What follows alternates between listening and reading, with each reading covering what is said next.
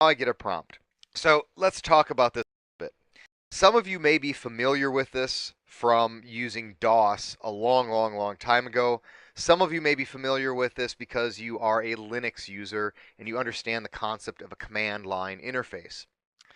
This command line interface, or CLI, is the way the Internetworking Operating System, iOS, there are tons of TLAs in here, three-letter acronyms, and you just have to get used to it. So we're going to use the CLI on the iOS to do some configuration. So if you're a standard Windows user or a Mac user, we need to go through some of this prompt stuff so that you understand it. So the way the Cisco prompt is written is the first word here in the prompt is the host name of the device. And by default, when you pull that Cisco router out of the box, the default name for the device is router. So a Cisco router's default name is router.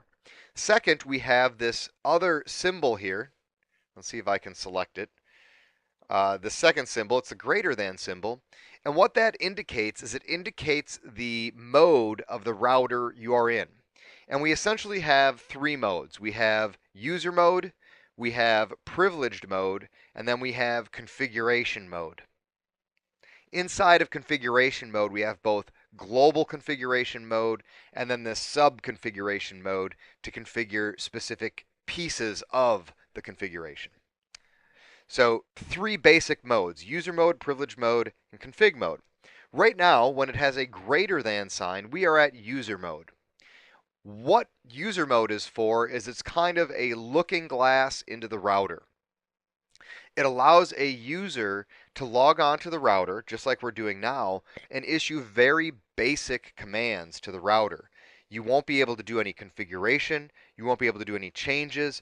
All you can really do at user mode is look at the router. You can look at the configuration. You can look at statistics and other information. But user mode is relatively useless.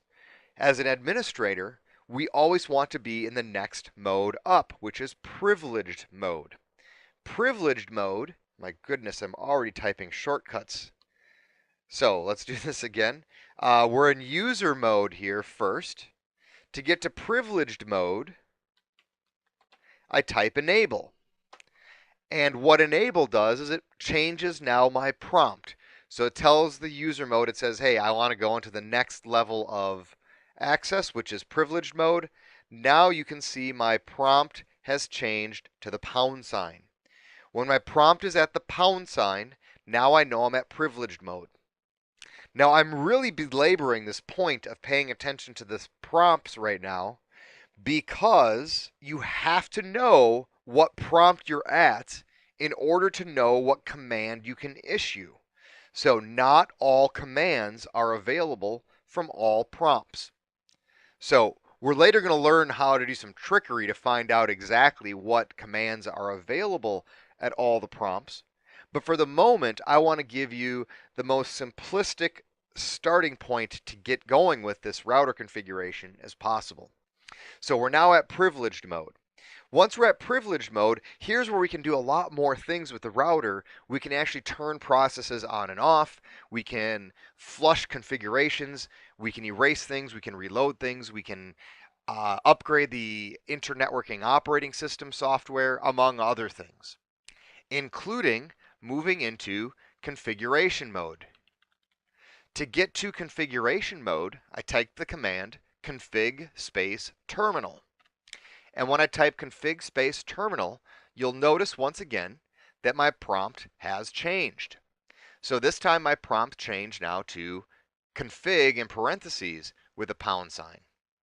So now I know I'm in configuration mode because my prompt tells me so.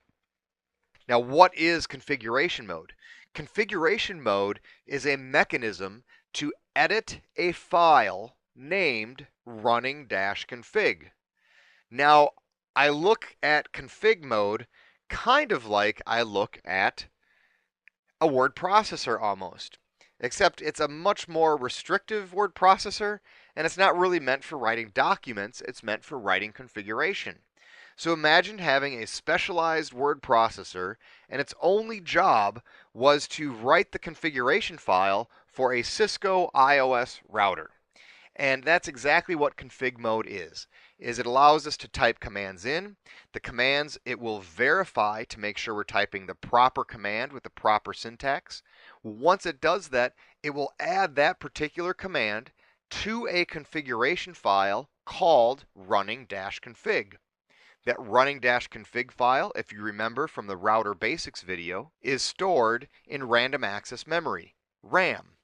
So when we're in config mode, we're actually editing a text file called running-config. All right, there are sub-config prompts here as well, where we can go into a very localized area of the config. So when we get to that point when we want to set an IP address on an interface, later on we'll do this again, fast Ethernet 0/0. Notice now my prompt changed again, and this time it puts a -if for interface inside of config. And what that means is that I am in config mode, but now I'm in a specific part of the config mode. And we'll come back and talk about that more as we move through this configuration. Okay, so let's go back to user mode actually. And to do that, I just keep typing exit. And if I keep typing exit, it will eventually bring me back to user mode. Now there are 3 mechanisms I can use to access user mode. And right now I am accessing user mode through the console port of the router. So that is mechanism 1. I can plug a rollover cable into the console port, and that will give me access to the router's user mode. I can also plug a rollover cable into the auxiliary port or aux port.